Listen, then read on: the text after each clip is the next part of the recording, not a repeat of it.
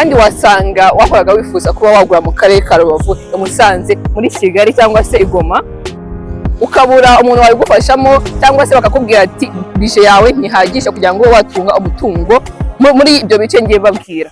Rero ntabwo ari uko ibanza byabuze, nta nubwo ari uko amazu yahenze, nta nubwo ari uko nta mafaranga ufite, ahubwo biterwa n'uwo wabajije, biterwa n'uwakugiriyeyo. Twebwe nka Gisenyi komisiyoneri uyu munsi wagura inzu, watunga inzu nziza, ikibanza cyiza, warara ahantu heza ku mafaranga makeya cyane.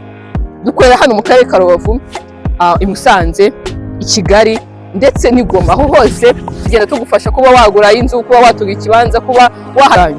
Twandikire, uduhamagare kuri izo nimero uri kubona muri screen yawe, ndetse n'ikindi kintu kiza muri iyi kampani yacu cyangwa se muri Gisenyi komisiyoneri nuko tubafitiye serivisi zose zijyanye n'ubutaka. Iyo wageze muri Gisenyi komisiyoneri, niyo utagura ikibanza, niyo utagura inzu cyangwa se niyo utaza ngo urare muri aya apartment yacu dufite, dushobora kugufasha mu zindi serivisi zose zijyanye n'ubutaka. Dufite abaphotografi, dufite abanoteri, ndetse babikora nk'abanyamwuga, babikora kinyamwuga, barabyigiye ndetse babikora neza. Twandikire, uduhamagare kuri izo nimero tube twagufasha muri ibyo byose twababwiye. Ibihe byiza, turabakunda cyane.